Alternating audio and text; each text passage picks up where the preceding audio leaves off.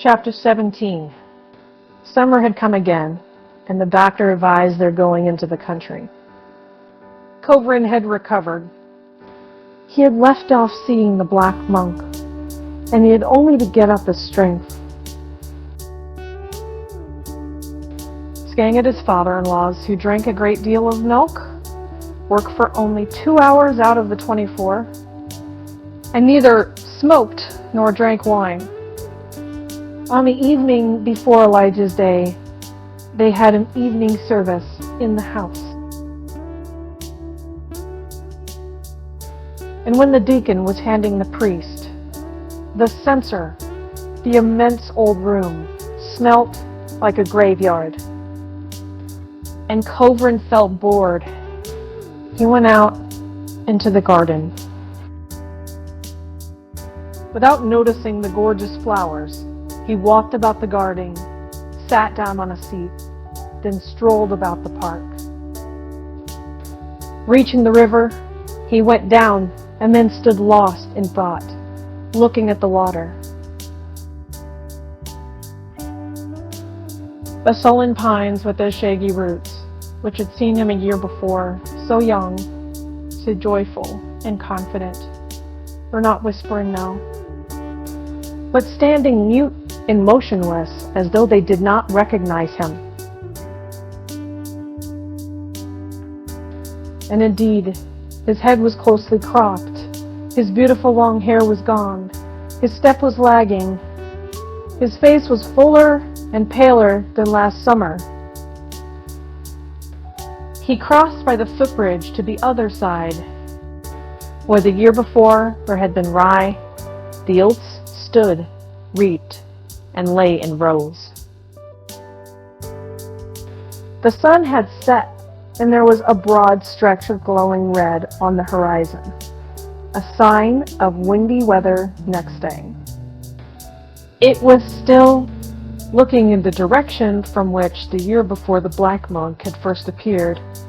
Kovrin stood for 20 minutes, till the evening glow had begun to fade. When listless and dissatisfied, he returned home. The service was over. Yegor Semyonich and Tanya were sitting on the steps of the veranda, drinking tea. They were talking of something, but seeing Kovrin, ceased at once, and he concluded from their faces that their talk had been about him. "I believe it is time for you to have your milk," Tanya said to her husband. "No, it is not time yet," he said, sitting down on the bottom step. "Drink it yourself. I don't want it." Anya exchanged a troubled glance with her father and said in a guilty voice, "You notice yourself that milk does you good?" "Yes, a great deal of good." Kovrin laughed. "I congratulate you. I have gained a pound in weight since Friday." He pressed his head tightly in his hands and said miserably, Why have you cured me?" "Preparations of bromide, idleness, hot baths, supervision, cowardly consternation at every mouthful, at every step. All this will reduce me at last to idiocy. I went out of my mind. I had megalomania. But then I was cheerful, confident, and even happy. I was interesting and original. Now I have become more sensible and stolid, that I'm just like everyone else. I am mediocrity. I am weary of life. Oh, how cruelly you have treated me. I saw hallucinations, but what harm did that do to anyone? I ask, what harm did that do anyone? Goodness knows what you're saying, sighed Yegor Semyonich. It's positively wearisome to listen to it. Then, don't listen. The presence of other people, especially Yegor Semyonich, irritated Kovrin. Now, he answered him drily, coldly, and even rudely, never looked at him, but with irony and hatred. Well, Yegor Semyonich was overcome with confusion and cleared his throat guiltily, though he was not conscious of any fault in himself. At a loss to understand why their charming and affectionate relations had changed so abruptly, Tanya huddled up to her father and looked anxiously in his face. She wanted to understand, and could not understand. And all that was clear to her was that their relations were growing worse and worse every day. That of late her father had begun to look much older, and her husband had grown irritable, capricious, quarrelsome, and uninteresting. She could not laugh or sing.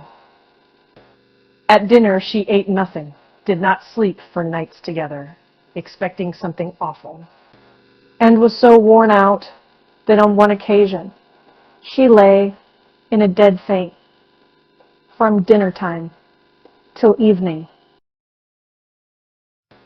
During the service she thought her father was crying.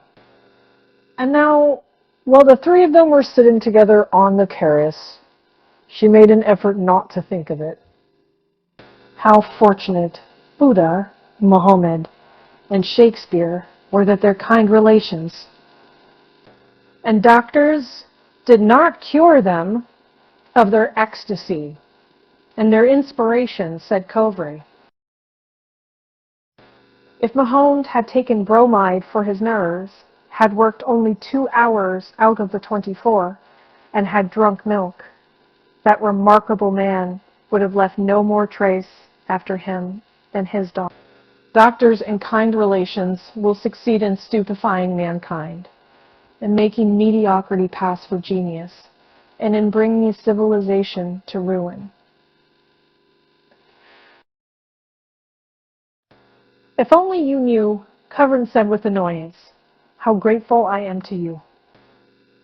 He felt intense irritation, and to avoid saying too much, he got up quickly and went into the house. It was still, and the fragrance of the tobacco plant and the marvel of Peru floated in at the open window. The moonlight lay in green patches on the floor and on the piano in the big, dark dining room. Kovrin remembered the raptures of the previous summer when there had been the same scent of the marvel of Peru, and the moon had shone in at the window. To bring back the mood of last year, he went quickly to his study, lighted a strong cigar, and told the footman to bring him some wine. But the cigar left a bitter and disgusting taste in his mouth, and the wine had not the same flavor as it had the year before. And so great is the effect of giving up a habit. The cigar and the 2 gulps of wine made him giddy and brought on palpitations of the heart, so that he was obliged to take bromide. Before going to bed, Tanya said to him, "Father adores you. You were cross with him about something, and it is killing him. Look at him. He is aging not from day to day, but from hour to hour. I entreat you, Andreyusha, for God's sake, for the sake of your dead father, for the sake of my peace of mind, be affectionate to him. I can't. I don't want to. But why? Asked Tanya, beginning to tremble all over. Explain why. Because he is antipathetic to me, that's all, said Kobrin carelessly. And he shrugged his shoulders. But we won't talk about him. He is your father. I can't. Understand? I can't, said Tanya, pressing her hands to her temples and staring at a fixed point. Something incomprehensible, awful, is going on in the house. You have changed, grown unlike yourself. You, clever, extraordinary man, as you are irritated over trifles, meddle, and paltry nonsense. Such trivial things excite you that sometimes one is simply amazed and can't believe that it is you. Come, come. Don't be angry. Don't be angry, she went on, kissing his hands, frightened of her own words. You were clever, kind, noble. You will be just to father. He is so good. He is not good. He is just good-natured. Burlesque old uncles, like your father, with well-fed, good-natured faces, extraordinarily hospitable and clear. At one time, used to touch me and amuse me in novels and in farces and in life. Now I dislike them. They are egoists, to the marrow of their bones. What disgusts me most of all is their being so well fed, and that purely bovine, purely hoggish optimism of a full stomach. Tanya sat down on the bed and laid her head on the pillow. This is torture, she said, and from her voice it was evident that she was utterly exhausted and that it was hard for her to speak. Not one moment of peace since the winter. Why? It's awful. Oh my God. I am Latchet. Oh, of course. I inherit. And you and your father are the innocents. Of course. His face seemed to Tanya ugly and unpleasant. Hatred and an ironical expression did not suit him.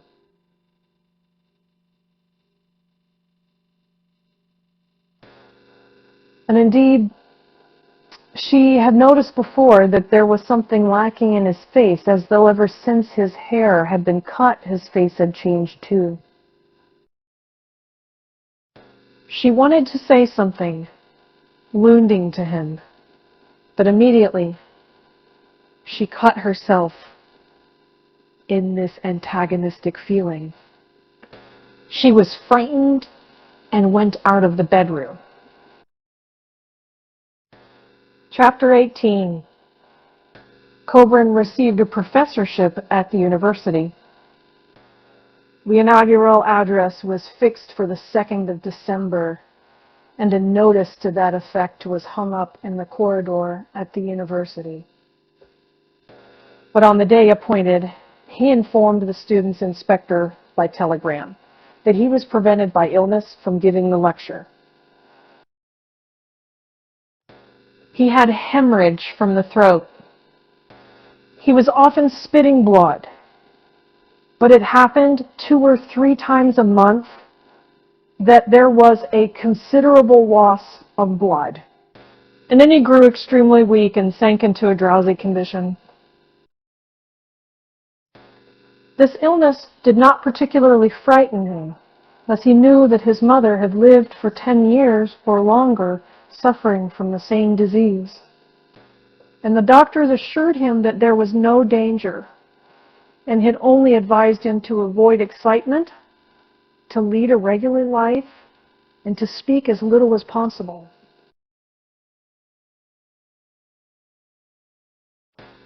In January again, his lecture did not take place owing to the same reason. And in February, it was too late to begin the course. It had to be postponed to the following year. By now he was living not with Tanya, but with another woman who was 2 years older than he was, and who looked after him as though he were a baby. He was in a calm and tranquil state of mind. He readily gave in to her. And when Varvara Nikolovna, that was the name of his friend, decided to take him to the Crimea, he agreed, though he has a presentiment that no good would come of the trip. They reached Sevastopol in the evening and stopped at an hotel to rest and go on the next day to Yalta. They were both exhausted by the journey. Varvara Nikolaevna had some tea, went to bed, and was soon asleep. But Kavrin did not go to bed. An hour before starting for the station, he had received a letter from Tanya and had not brought himself to open it. And now it was lying in his coat pocket, and the thought of it excited him disagreeably. At the bottom of his heart, he genuinely considered, now that his marriage to Tanya had been a mistake,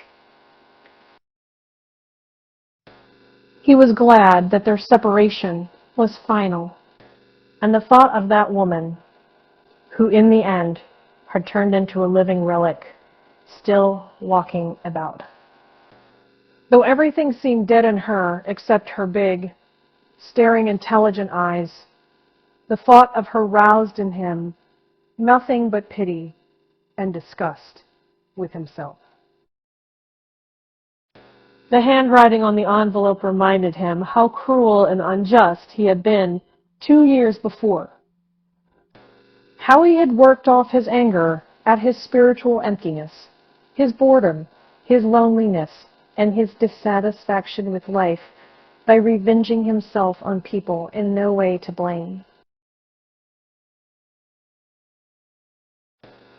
He remembered also how he had torn up his dissertation and all the articles he had written during his illness, and how he had thrown them out of window, and the bits of paper had fluttered in the wind and caught on the trees and flowers. In every line of them, he saw strange, utterly groundless pretension, shallow defiance, arrogance, megalomania, and they made him feel as though he were reading a description of his vices. But when the last manuscript had been torn up and sent flying out a window, he felt, for some reason, suddenly bitter and angry. He went to his wife and said a great many unpleasant things to her. My God, how he had tormented her. One day, wanting to cause her pain, he told her that her father had played a very unattractive part in a romance, that he had asked him to marry her. Yegor Semyonich accidentally overheard this, ran into the room, and in his despair could not utter a word, could only stamp and make a strange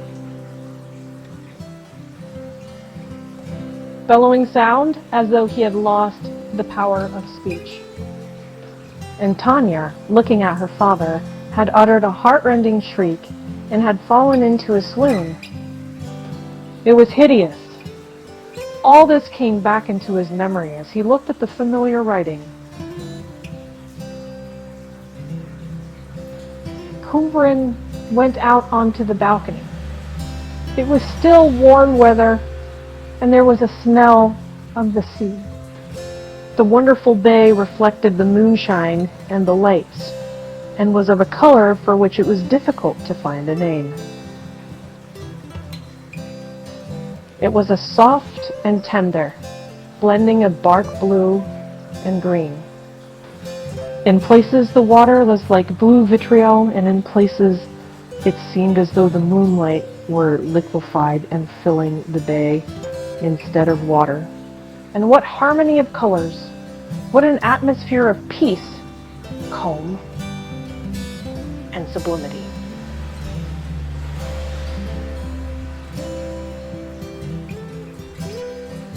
In the lower story under the balcony, the windows were probably open, for women's voices and laughter could be heard distinctly. Apparently, there was an evening party. Copper made an effort, tore open the envelope, and going back into his room, read, "My father is just dead.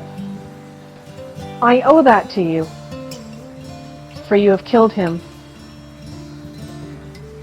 Our gardening is being ruined. Strangers are managing it already, that is. The very thing is happening that poor father dreaded. That, too, I owe to you. I hate you with my whole soul, and I hope you may soon perish. How wretched I am. Insufferable anguish is burning my soul. My curse is on you. I took you for an extraordinary man, a genius. I loved you, and you have turned out a madman." Kovrin could read no more. He tore up the letter and threw it away. He was overcome by an uneasiness that was akin to terror. Varvara Nikolaevna was asleep behind the screen, and he could hear her breathing.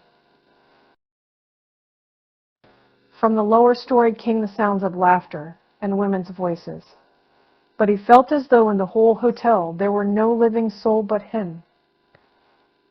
Because Tanya, unhappy, broken by sorrow, had cursed him in the letter and hoped for his perdition, he felt eerie and kept glancing hurriedly at the door.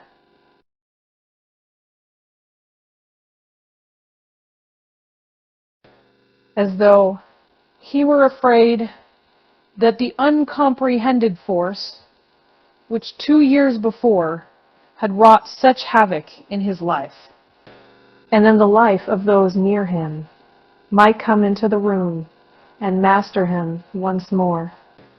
He knew by experience that when his nerves were out of hand, the best thing for him to do was to work. He must sit down to the table and force himself, at all costs, to concentrate his mind on some one thought. He took from his red portfolio a manuscript containing a sketch of a small work of the nature of a compilation, which he had planned in case he should find it too dull in the Crimea without work. He sat down to the table and began working at this plan, and it seemed to him that his calm, peaceful, indifferent mood, he was coming back. The manuscript with the sketch even led him to meditation on the vanity of the world. He thought how much life exacts for the worthless or very commonplace blessings, it can give a man. For instance, to gain, before 40, a university chair, to be an ordinary professor, to expound ordinary and second-hand thoughts in dull, heavy, insipid language in fact, to gain the position of a mediocre learned man.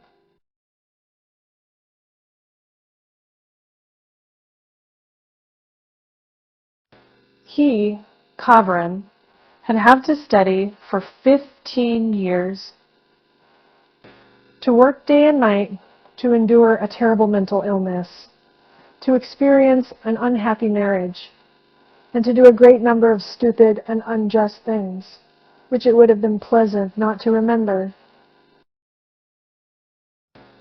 Kavran recognized clearly now that he was a mediocrity and readily resigned himself to it, as he considered that every man ought to be satisfied with what he is.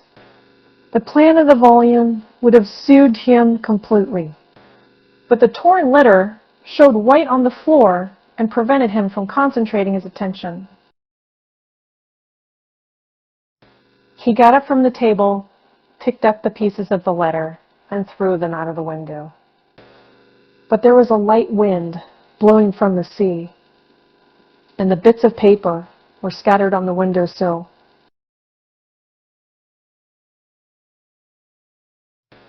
Again, he was overcome by uneasiness akin to terror, and he felt as though, in the whole hotel, there were no living soul but himself. He went out on the balcony. The bay, like a living thing, looked at him with its multitude of light blue, dark blue, turquoise, and fiery eyes, and seemed beckoning to him. And it really was hot and oppressive, and it would not have been amiss to have a bathe. Suddenly, in the lower story, under the balcony, a violin began playing, and two soft, feminine voices began singing. It was something familiar. Elizabeth. The song was about a maiden, full of sick fancies, who heard one night in her garden mysterious sounds, so strange and lovely that she was obliged to recognize them as a holy harmony which is unintelligible to us mortals, and so flies back to heaven. Kavran caught his breath, and there was a pang of sadness at his heart, and a thrill of the sweet, exquisite delight he had so long forgotten began to stir in his breast. A tall black column, like a whirlwind or a water spout, appeared on the further side of the bay.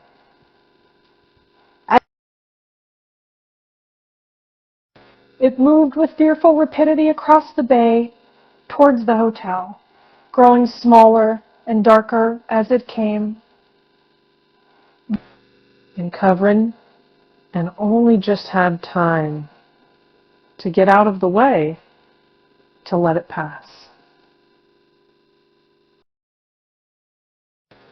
The monk with bare gray head, black eyebrows, barefoot. His arms crossed over his breast, floated by him, and stood still in the middle of the room. "Why did ye not believe me?" he asked reproachfully, looking affectionately at Kavran. "If you had believed me then, that you were a genius, you would not have spent these 2 years so gloomily and so wretchedly." Kavran already believed that he was one of God's chosen and a genius. He vividly recalled his conversations with the monk in the past and tried to speak.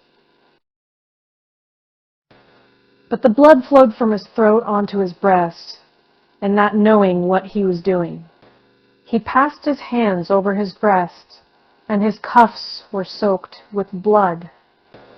He tried to call.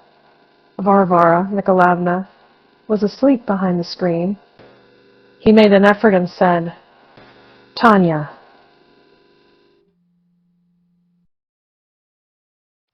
He fell on the floor and, propping himself on his arms, called again, "Tanya!" He called Tanya, called to the great garden with the gorgeous flowers sprinkled with dew, called to the park, the pines with their shaggy roots, the rye field, his marvelous learning, his youth, courage, joy called to life, which was so lovely. He saw on the floor, near his face, a great pool of blood, and was too weak to utter a word. But an unspeakable, infinite happiness flooded his whole being. Below, under the balcony, they were playing the serenade, and the black monk whispered to him that he was a genius, and that he was dying only because his frail heathen body had lost its balance and could no longer serve as the mortal garb of genius. When Varvara Nikolaevna woke up and came out from behind the screen, Kavarin was dead, and a blissful smile was set upon his face. Stephen Volodya, at 5 o'clock, one Sunday afternoon in summer, Volodya, a plain, shy, sickly-looking lad of 17, was sitting in the arbor of the Shemihins' country villa. His despondent thought flowed in 3 directions. In the first place, he had next day, Monday, an examination in mathematics. He knew that if he did not get through the written examination on the morrow, he would be expelled. For he had already been 2 years in the 6th form and had 2 3/4 marks for algebra in his annual report. In the second place, his presence at the villa of the Shumihins, a wealthy family with aristocratic pretensions, was a continual source of mortification to his amour propre.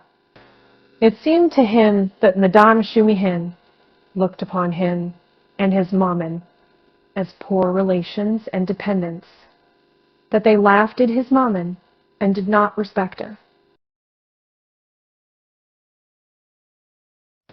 He had on one occasion accidentally overheard Madame Shumihin in the veranda, telling her cousin Anna Fyodorovna that his maman still tried to look young and got herself up, that she never paid her losses at cards and had a partiality for people's shoes and tobacco.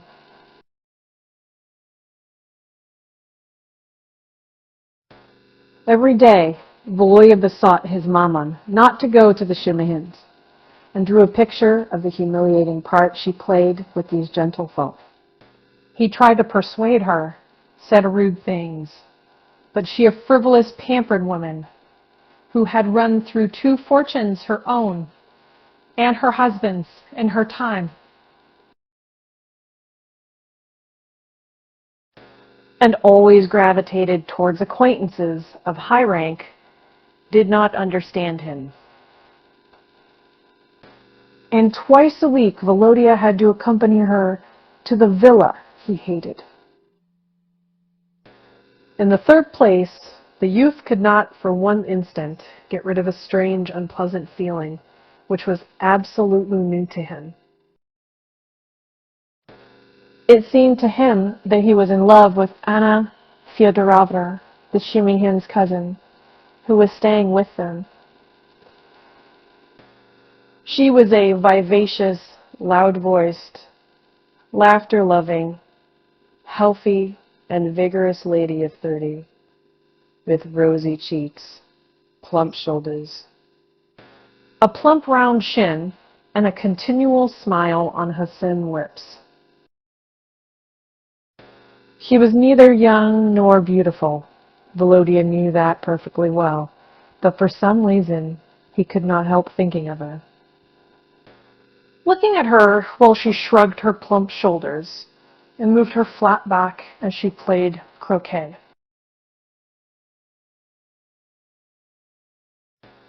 Or, after prolonged laughter and running up and down stairs, sank into a low chair and, half closing her eyes and gasping for breath, pretended that she was stifling and could not breathe. She was married. Her husband, a staid and dignified architect, came once a week to the villa, slept soundly, and returned to town. Volodya's strange feeling had begun with his conceiving an unaccountable hatred for the architect, and feeling relieved every time he went back to town.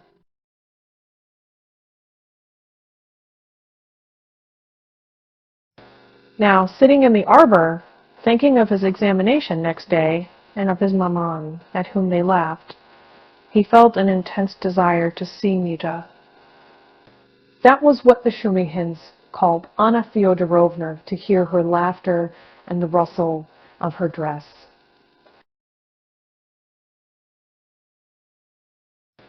This desire was not like the pure poetic love of which he read in novels, and about which he dreamed every night when he went to bed. It was strange, incomprehensible. He was ashamed of it, and afraid of it as of something very wrong and impure, something which it was disagreeable to confess even to himself.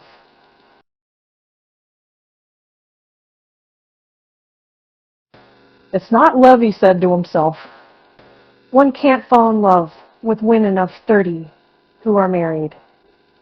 It is only a little intrigue. Yes, an intrigue.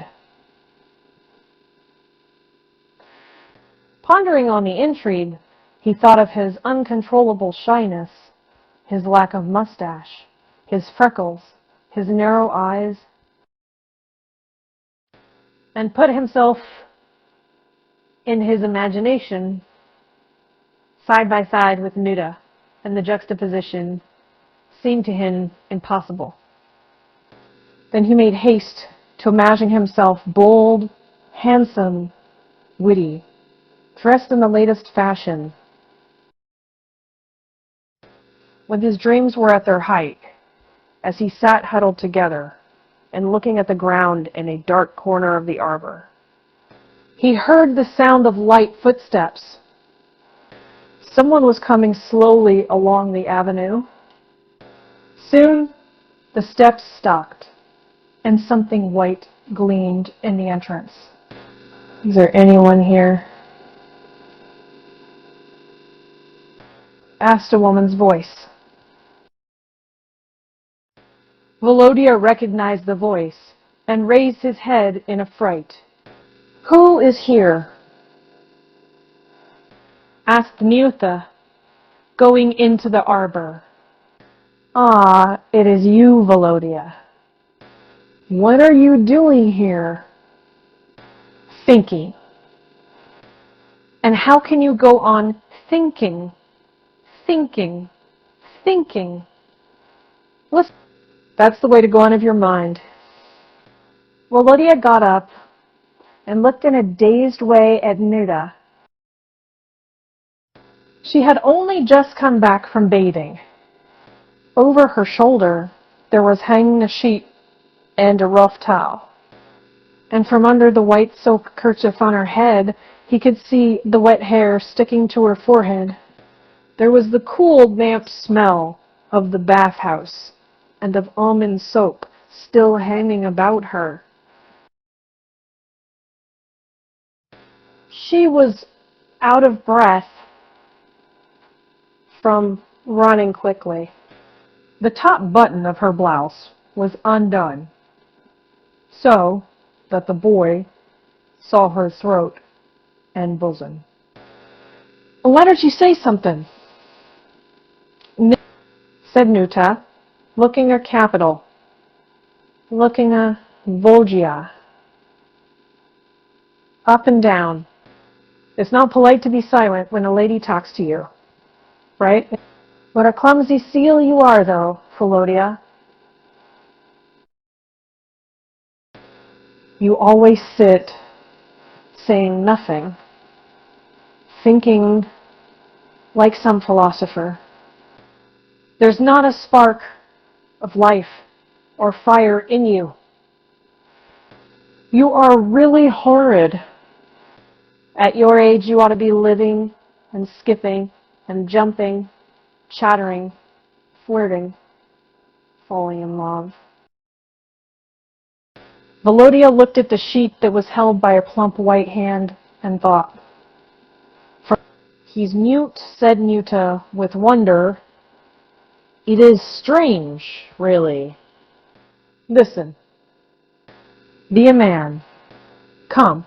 You might smile at least. The horrid philosopher. She laughed. But do you know, Volodya, why you are such a clumsy seal? Because you don't devote yourself to the ladies. Why don't you? It's true there are no girls here. But there is nothing to prevent your flirting with the married ladies. Why don't you flirt with me, for instance? Volodya listened and scratched his forehead in acute and painful irresolution.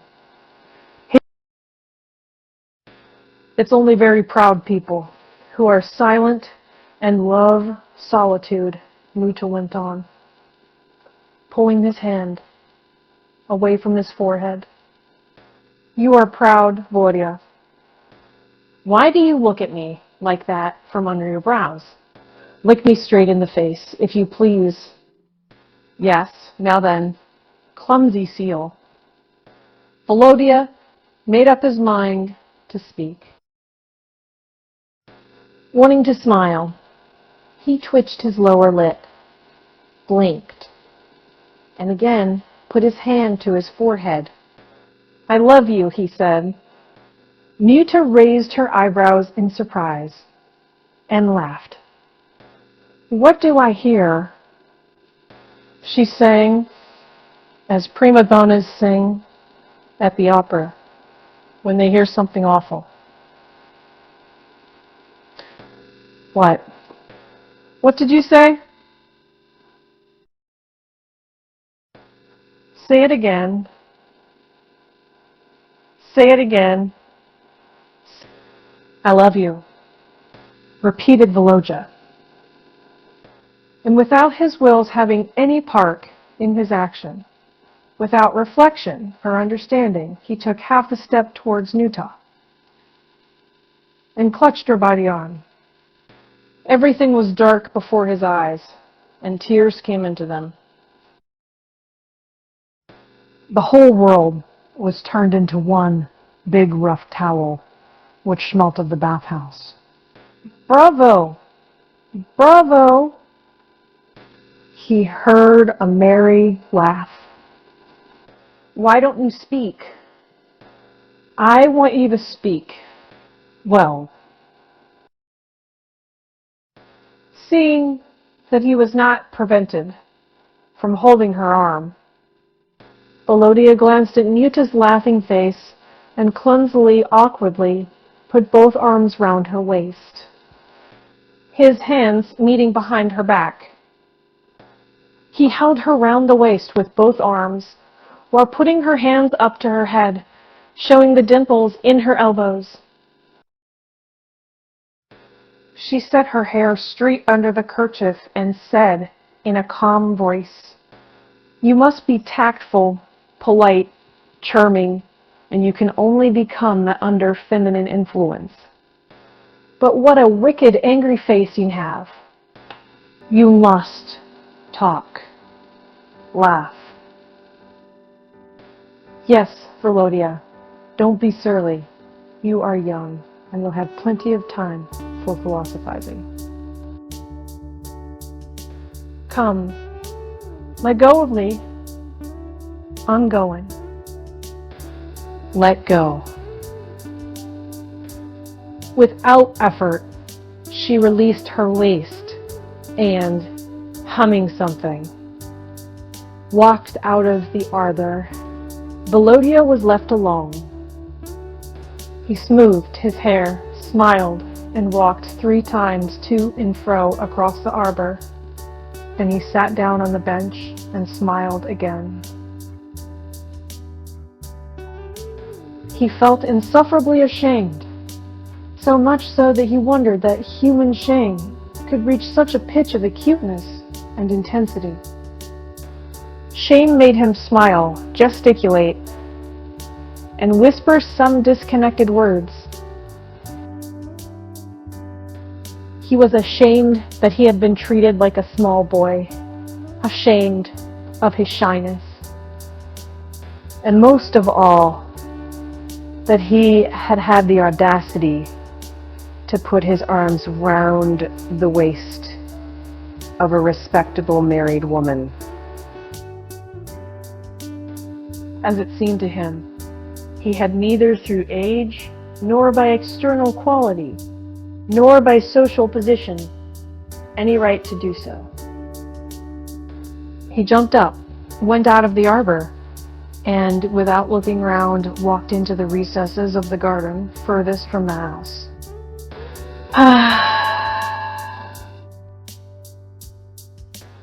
Only to get away from here as soon as possible, he thought, clutching his head. Oh my God! As soon as possible. The train by which Volodya was to go back with his mom was at 8:40. There were 3 hours before the train started, but he would with pleasure have gone to the station at once, without waiting for his maman. At 8 o'clock he went to the house. His whole figure was expressive of determination. What would be, would be. He made up his mind to go in boldly, to look them straight in the face, to speak in a loud voice, regardless of everything. He crossed the terrace, the big hall, and the drawing room, and there stopped to take breath. He could hear them in the dining room, drinking tea. Madame Shumian, Maman, and Niyuta were talking and laughing about something. Volodya listened. I assure you, said Nuta. I could not believe my eyes. When he began declaring his passion, and just imagine, put his arms around my waist, I should not have recognized him. And you know he has a way with him. When he told me he was in love with me, there was something brutal in his face, like a Circassian. Really? Gasped Ramon, going off into a peal of laughter. Really, how he does remind me of his father. Volodya ran back and dashed out into the open air. How could they talk a bit aloud? He wondered in agony, clasping his hands and looking up to the sky in horror.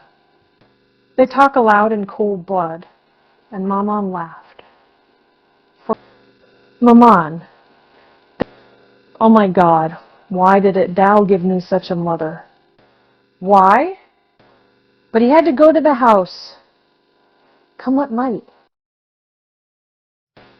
He walked 3 times up and down the avenue, grew a little calmer, and went into the house. Why didn't you come in time for tea? Madame Shumian asked sternly. I am sorry. It's time for me to go, he muttered, not raising his eyes. Maman, it's 8 o'clock.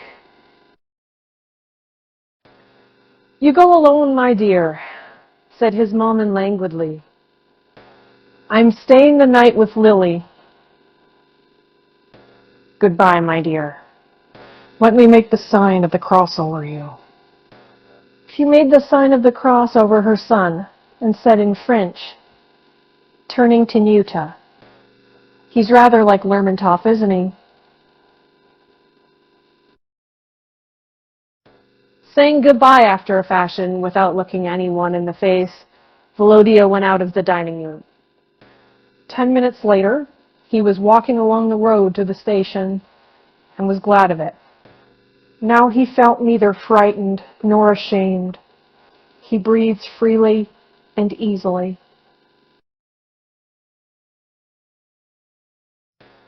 About half a mile from the station, he sat down on a stone by the side of the road and gazed at the sun, which was half hidden behind a barrow.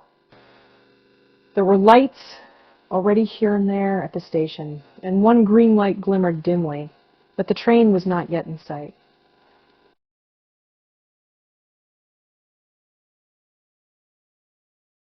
It was pleasant to Volodya to sit still without moving, and to watch the evening coming little by little. The darkness of the arbor, the footsteps, the smell of the bathhouse, the laughter, and the waste, all these rose with amazing vividness before his imagination. And all this was no longer so terrible and important as before.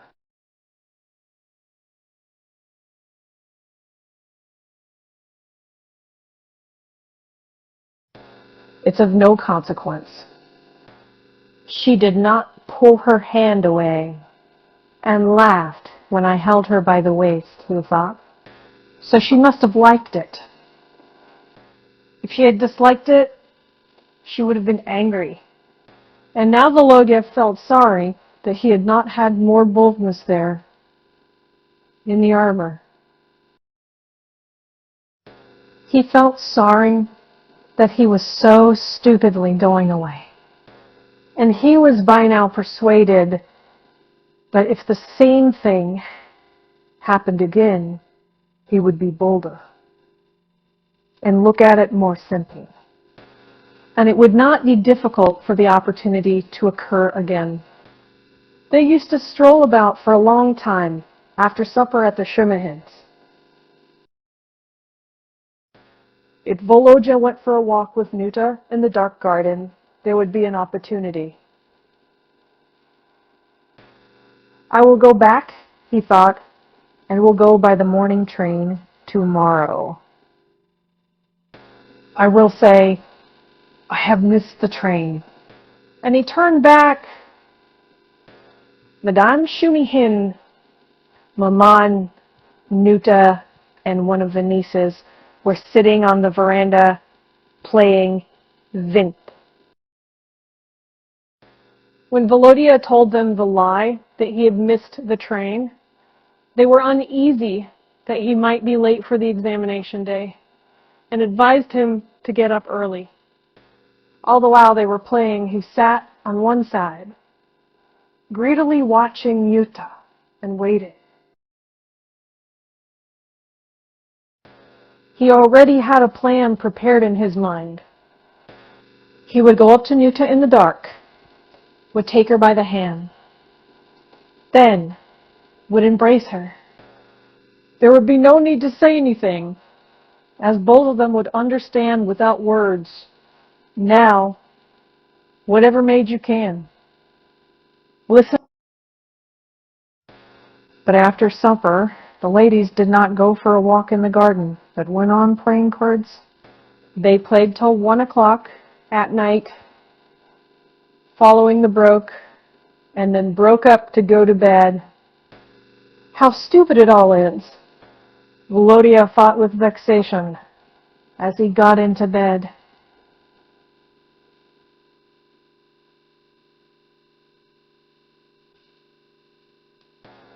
But never mind. I'll wait till tomorrow in the arbor. It doesn't matter. He did not attempt to go to sleep, but sat in bed, hugging his knees and thinking. All thought of the examination was hateful to him. He had already made up his mind that they would expel him. and that there was nothing terrible about his being expelled.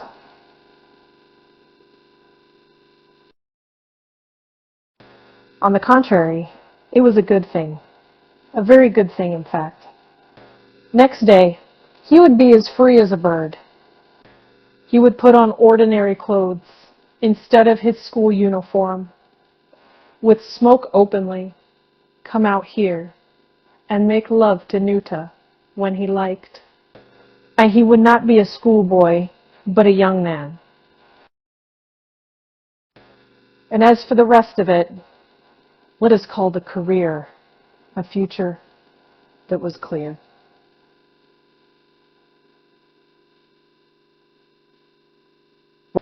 Volodya would go into the army or the telegraph service. Or he would go into a chemist's shop and work his way up till he was a dispenser. There were lots of callings. An hour or two passed, and he was still sitting and thinking.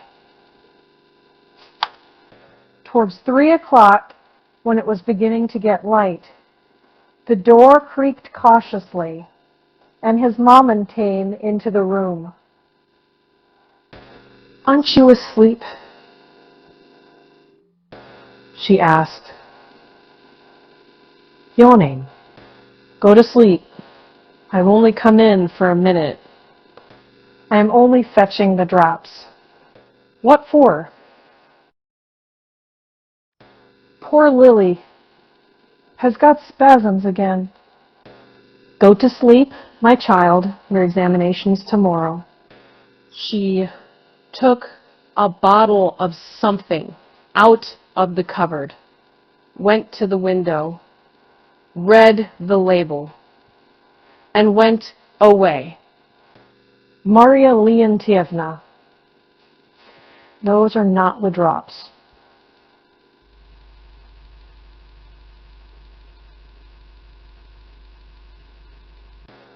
Volodya heard a woman's voice. A minute later, "That's convalaria, and Lily wants morphine. Is your son asleep? Ask him to look for it." It was Nuta's voice. Volodya turned cold. He hurriedly put on his trousers, flung his coat over his shoulders, and went to the door. "Do you understand?" "Morphine," Nuta explained in a whisper. "There must be a label in Latin. Wake Volodya. He will find it." Maman opened the door and Volodya caught sight of Nuta. She was wearing the same loose wrapper in which she had gone to bathe. Her hair hung loose and disordered on her shoulders. Her face looked sleepy and dark in the half-light. "Well, Volodya is not asleep," she said. "Volodya, look in the cupboard for the morphine. There's a deer." "What a nuisance Lily is. She's always something the matter." Maman muttered something, yawned, and went away. "Look for it," said Nita. "Why are you standing still?" Volodya went to the cupboard, knelt down, and began looking through the bottles and boxes of medicine.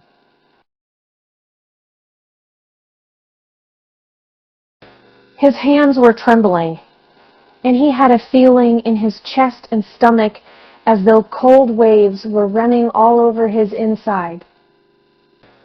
He felt suffocated and giddy from the smell of ether, carbolic acid, and various drugs, which he quite unnecessarily snatched up with his trembling fingers and spilled in. So doing, "I believe Maman has gone," he thought.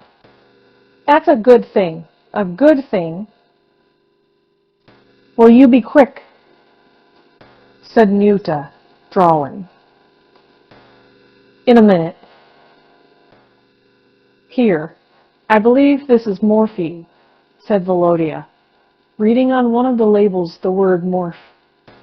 Here it is. Nuta was standing in the doorway in such a way that one foot was in his room and one was in the passage.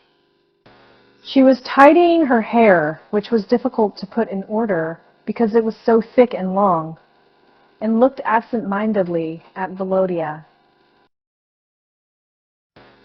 In her loose wrap, with her sleepy face and her hair down, in the dim light that came into the white sky not yet lit by the sun, she seemed to Volodya captivating, magnificent, fascinated, trembling all over, and remembering with relish how he had held that exquisite body in his arms in the arbor. He handed her the bauble and said, "How wonderful you are." "What?" She came into the room. "What?" she asked, smiling. He was silent and looked at her. Then, just as in the arbor, he took her hand. And she looked at him with a smile and waited for what would happen next. "I love you," he whispered. She left off smiling, thought a minute, and said, "Wait a little. I think somebody is coming." "Oh, these schoolboys," she said in an undertone, going to the door and peeping out into the passage. "No, there is no one to be seen." She came back. Then it seemed to Volodya that the room, Nuta, the sunrise, and himself all melted together in one sensation of acute, extraordinary, incredible bliss, for which one might give up one's whole life and face eternal torments. But half a minute passed, and all that vanished. Volodya saw only a fat, plain face, distorted by an expression of repulsion, and he himself suddenly felt a loathing for what had happened. "I must go away, though," said Nuta, looking at Volodya with disgust. What a wretched, ugly, ugly duckling. How unseemly her long hair, her loose wrap, her steps. Her voice seemed to Volodya now. "Ugly duckling," he thought after she had gone away. "I really am ugly? Everything is ugly." The sun was rising. The birds were singing loudly. He could hear the gardener walking in the garden and the creaking of his wheelbarrow. And soon afterwards, he heard the lowing of the cows and the sounds of the shepherd's pipe. The sunlight and the sounds told him that somewhere in this world there is a pure, refined, poetical life. But where was it? Volodya had never heard a word of it from his mamin or any of the people round about him. When the footman came to wake him to put in the morning train, he pretended to be asleep. Bothering. Damn it all, he thought. He got up between 10 and 11, combing his hair before the looking-glass and looking at his ugly face, pale from his sleepless night, he thought. It's perfectly true, an ugly duckling. When Maman saw him and was horrified that he was not at his examination, Volodya said, "I overslept myself, Maman. But don't worry, I will get a medical certificate." Madame Shumihin and Yuta waked up at 1 o'clock. Volodya heard Madame Shumihin open her window with a bang, heard Muta go off into a peal of laughter in reply to her coarse voice. He saw the door open, and a string of nieces and other toadies. Among the latter was his maman. File into lunch, caught a glimpse of Muta's freshly washed laughing face, and, beside her, the black brows and beard of her husband, the architect, who had just arrived. Muta was wearing a little Russian dress, which did not suit her at all, and made her look clumsy. The architect was making dull and vulgar jokes. The rissoles served at lunch had too much onion in them, so it seemed to Volodya. It also seemed to him that Muta laughed loudly on purpose and kept glancing in his direction to give him to understand that the memory of the night did not trouble her in the least, and that she was not aware of the presence at table of the ugly duckling.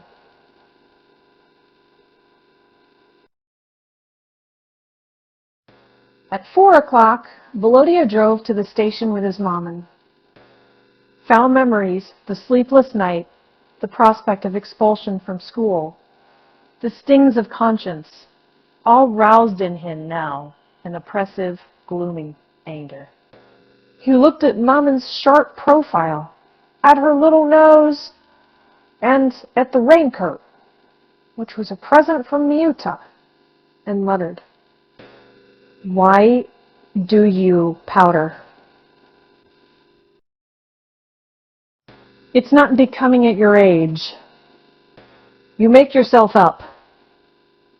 Don't pay your debts at cards. Smoke other people's tobacco. It's hateful. I don't love you. I don't love you." He was insulting her, and she moved her little eyes about in alarm, flung up her hands, and whispered in horror, "What are you saying, my dear?" "Good gracious. The coachman will hear." "Be quiet or the coachman will hear. He can overhear everything. I don't love you. I don't love you."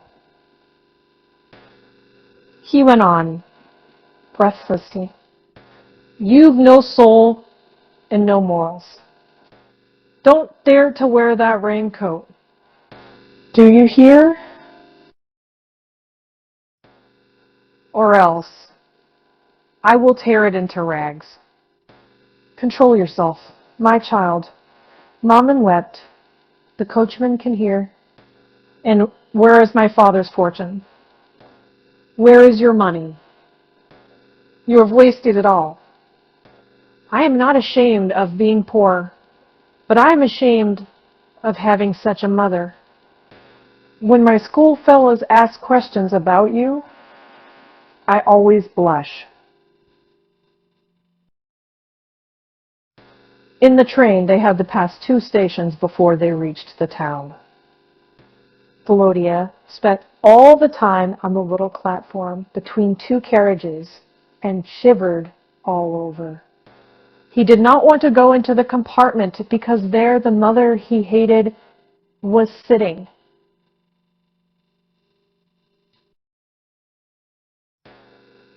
He hated himself, hated the ticket collectors, the smoke from the engine, the cold to which he attributed his shivering. And the heavier the weight on his heart, the more strongly he felt that somewhere in the world, among some people, there was a pure, honorable, warm, refined life, full of love, affection, gaiety, and serenity. He felt this, and was so intensely miserable that one of the passengers, after looking in his face attentively, actually asked, "You have the toothache, I suppose?" In the town, Maman and Volodya lived with Maria Petrovna, a lady of noble rank, who had a large flat and let rooms to boarders.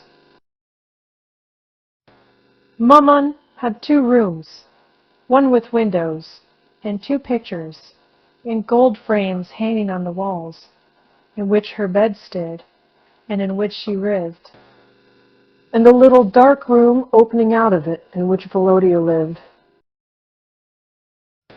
Here, there was a sofa on which he slept, and except that sofa, there was no other furniture. The rest of the room was entirely filled up with wicker baskets full of clothes, cardboard hat boxes, and all sorts of rubbish, which Maman preserved for some reason or other. Volodya prepared his lessons, either in his mother's room or in the general room, as the large room in which the boarders assembled at dinner time and in the evening was called. On reaching home, he lay down on his sofa and put the quilt over him to stop his shivering.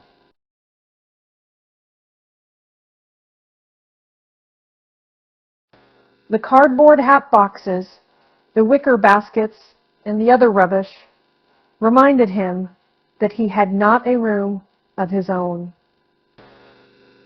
that he had no refuge in which he could get away from his mother, from her visitors, and from the voices that were floating up from the general room. His satchel and the books lying about in the corners reminded him of the examination he had missed. For some reason, there came into his mind, quite inappropriately, Mentone, where he had lived with his father when he was 7 years old. He thought of Biarritz and 2 little English girls with whom he ran about on the sand. He tried to recall to his memory the color of the sky, the sea, the height of the waves, and his mood at the time, but he could not succeed. The English girls flitted before his imagination as though they were living. All the rest was a medley of images that floated away in confusion. No, it's cold here, thought Volodya.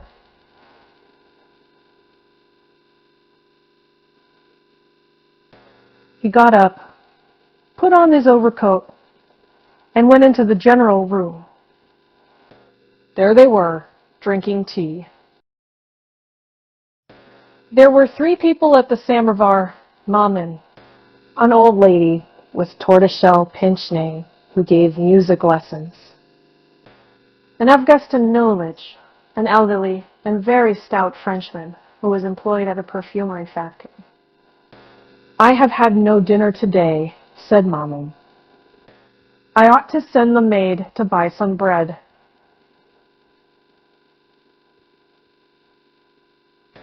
"Dunyasha," shouted the Frenchman. It appeared that the maid had been sent out somewhere by the lady of the house. "Oh, that's of no consequence," said the Frenchman with a broad smile. "I will go for some bread myself at once." "Oh, it's nothing." He laid his strong, pungent cigar in a conspicuous place, put on his hat, and went out. After he had gone away, Maman began telling the music teacher how she had been staying at the Shumihins and how warmly they welcomed her. "Lily Shumihin is a relation of mine. You know," she said. "Her late husband, General Shumihin, was a cousin of my husband. And she was a baroness called by birth. Maman, that's false," said Volodya irritably. "Why tell lies?" He knew perfectly well that what his mother said was true. And what she was saying about General Shumihin and about Baroness Kolb, there was not a word of lying. But nevertheless, he felt that she was lying. There was the suggestion of falsehood in her manner of speaking, in the expression of her face, in her eyes, in everything. "You are lying," repeated Volodya.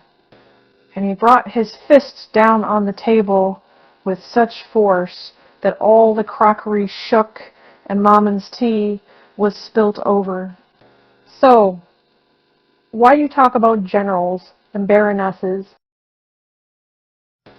It's all lies." The music teacher was disconcerted and coughed into her handkerchief, affecting to sneeze, and Maman began to cry. "Where can I go?" Thought Volodya. He'd been in the street already. He was ashamed to go to his schoolfellows. Again, quite incongruously, he remembered the two little English girls. He paced up and down the general room and went into Avdotya Ilyitch's room. Here there was a strong smell of ethereal oils and glycerine soap. On the table, in the window, and even on the chairs, there were a number of bottles, glasses, and wine glasses containing fluids of various colors. Volodya took up from the table a newspaper, opened it, and read the title Figaro. There was a strong and pleasant scent about the paper. Then he took a revolver from the table. There. Don't take any notice of it." The music teacher was comforting Maman in the next room. "He is young. Young people of his age never restrain themselves. One must resign oneself to that." "No, Yevgenia Andreevna." "He's too spoiled," said Maman in a sing-song voice. "He has no one in authority over him, and I am weak and can do nothing. Oh, I'm unhappy." Volodya put the muzzle of the revolver to his mouth, felt something like a trigger or spring, and pressed it with his finger, and then felt something else projecting, and once more pressed it. Taking the muzzle out of his mouth, he wiped it with the lapel of his coat, looked at the lock.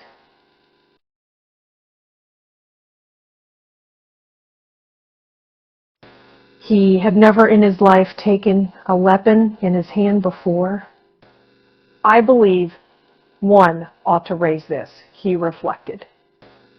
Yes, it seemed so.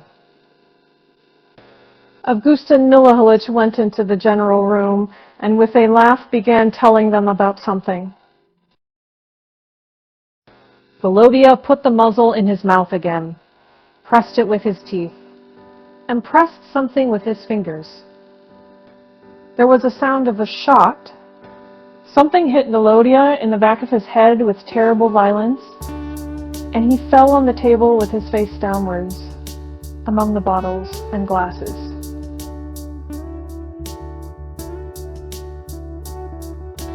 Then he saw his father, as a menton, in a top hat, with a wide black band on it, wearing mourning for some lady, suddenly seize him by both hands. And they fell headlong into a very deep, dark pit. Then everything was blurred and vanished. Chapter 19.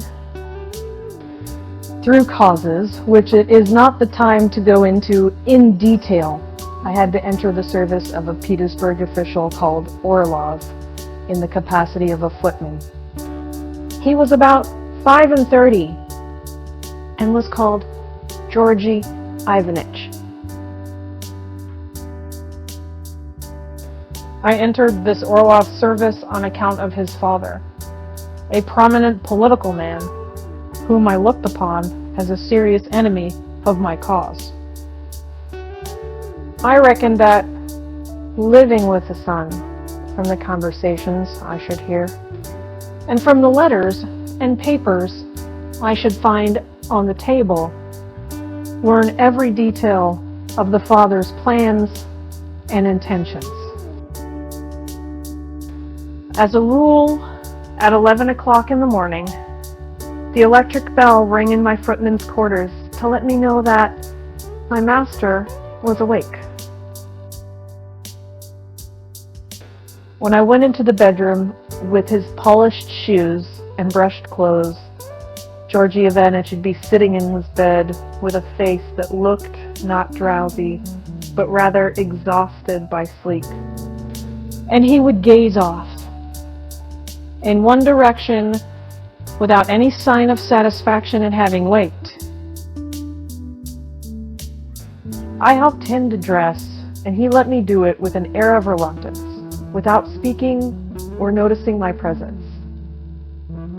Then, with his head wet with washing, smelling a fresh scent, he used to go into the dining room to drink his coffee. He used to sit at the table, sipping his coffee and glancing through the newspapers, while the maid Polya and I stood respectfully at the door gazing at him. Two grown-up persons had to stand watching with the gravest attention, a third drinking coffee and munching rusks.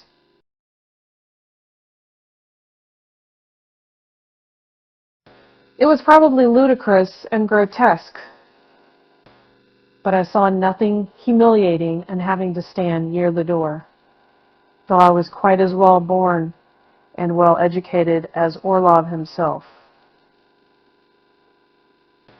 I was in the first stage of consumption, and was suffering from something else, possibly even more serious than consumption.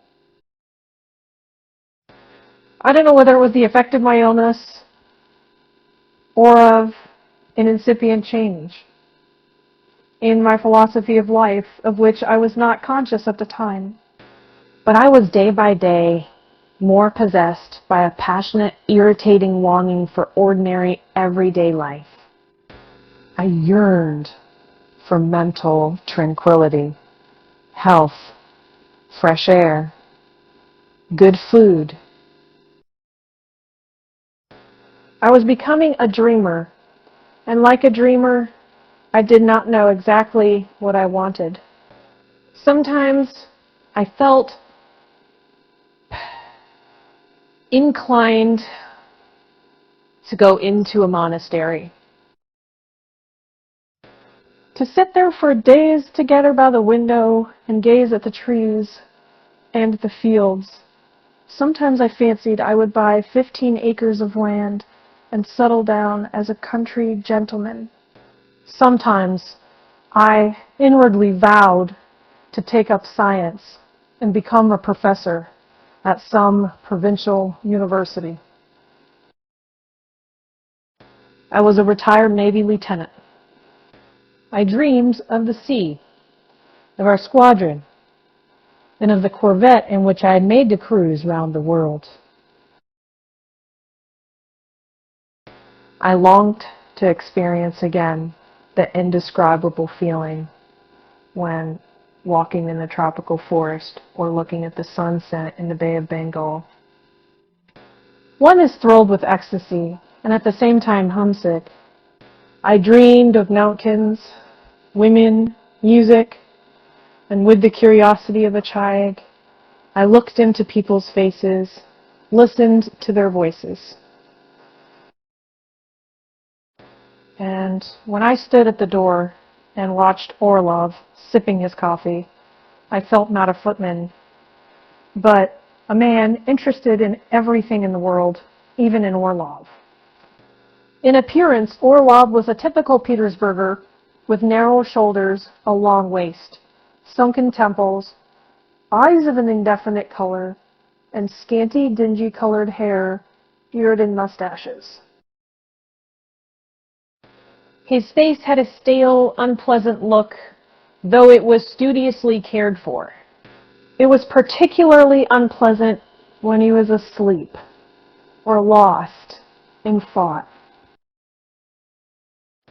It is not worth while describing a quite ordinary appearance. Besides, Petersburg is not Spain, and a man's appearance is not of much consequence even in love affairs, and is only of value to a handsome footman or coachman. I have spoken of Orlov's face and hair only because there was something in his appearance worth mentioning. When Orlov took a newspaper or book, whatever it might be, or met people, whoever they be, an ironical smile began to come into his eyes, and his whole countenance assumed an expression of light mockery in which there was no malice. Before reading or hearing anything, he always had his irony in readiness, as a savage has his shield. It was an habitual irony, like some old liquor brewed years ago. And now it came into his face, probably without any participation of his will, as it were by reflex action. But of that later. Soon after midday, he took his portfolio, full of papers, and drove to his office. He dined away from home and returned after 8 o'clock. I used to light the lamp and candles in his study, and he would sit down in a low chair with his legs stretched out on another chair, and reclining in that position would begin reading. Almost every day he brought in new books with him, or received parcels of them from the shops. And there were heaps of books in 3 languages, to say nothing of Russian, which he had read and thrown away in the corners of my room and under my bed. He read with extraordinary rapidity. They say, if. Tell me what you read, and I'll tell you who you are. That may be true, but it was absolutely impossible to judge of Orlov by what he read. It was a regular hotchpotch. Philosophy, French novels, political economy, finance, new poets, and publications of the firm Posrednik. And he read it all with the same rapidity and with the same ironical expression in his eyes. Chertkov and others, publishers of Tolstoy, who issued good literature for peasants' reading. After 10 o'clock, he carefully dressed, often evening dress, very rarely in his Kammerjunker's uniform, and went out, returning in the morning. Our relations were quiet and peaceful, and we never had any misunderstanding. As a rule, he did not notice my presence. And when he talked to me, there was no expression of irony on his face. He evidently did not look upon me as a human being. I only once saw him angry. One day, it was a week after I had entered his service. He came back from some dinner at 9 o'clock. His face looked ill-humored and exhausted. When I followed him into his study to light the candles, he said to me, "There's a nasty smell in the flat." "No, the air is fresh," I answered. "I tell you, there's a bad smell," he answered, irritated. "I open the movable panes every day." "Don't argue, blockhead. Let's look at Fields." He shouted. I was offended and was on the point of answering. And goodness knows how it would have ended if Polya, who knew her master better than I did, had not intervened. There really is a disagreeable smell, she said, raising her eyebrows. What can it be from? Stepan, open the pane in the drawing room and light the fire. With much bustle and many exclamations, she went through all the rooms, rustling her skirts and squeezing the sprayer with a hissing sound. And Orlov was still out of humor. He was obviously restraining himself not to vent his ill temper aloud. He was sitting at the table and rapidly writing a letter. After writing a few lines, he snorted angrily and tore it up. Then he began writing again. Damn them all, he muttered. They expect me to have an abnormal memory. At last the letter was written. He got up from the table and said, turning to me, go to Znamla 2nd Street and deliver this letter to Zinaida Fyodorovna Krasnovsky in person. But first, ask the porter whether her husband, that is, Mr. Krasnovsky, has returned yet. If he has returned, don't deliver the letter, but come back. Wait a minute. If she asks whether I have anyone here, tell her that there have been 2 gentlemen here since 8 o'clock writing something. I drove to Znansky Street. The porter told me that later said had not yet come in, and I made my way up to the 3rd story. The door was opened by a tall, stout, drab-colored flunky with black whiskers, who in a sleepy, churlish, and apathetic voice, such as only flunkies use in addressing other flunkies, asked me what I wanted. Before I had time to answer, a lady dressed in black came hurriedly into the hall. She screwed up her eyes and looked at me. Is Zinaida Fyodorovna at home? I asked. That is me, said the lady. A letter from Georgy Ivanitch.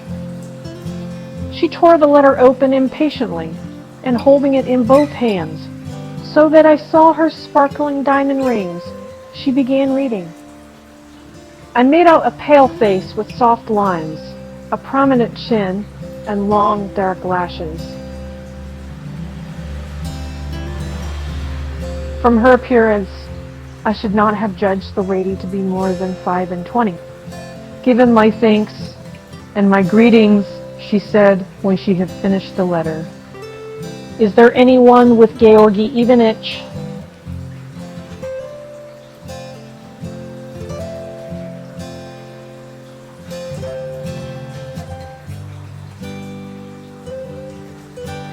She asked softly, joyfully, and as though ashamed of her mistrust. 2 gentlemen, I answered. They're writing something. Give her my greetings. And thanks, she repeated, bending her head sideways and reading the letter as she walked, and she went noiselessly out. I saw few women at that time, and this lady of whom I had a passing glimpse made an impression on me. As I walked home, I recalled her face and the delicate fragrance about her. We fell to dreaming. By the time I got home, Orlov had gone out.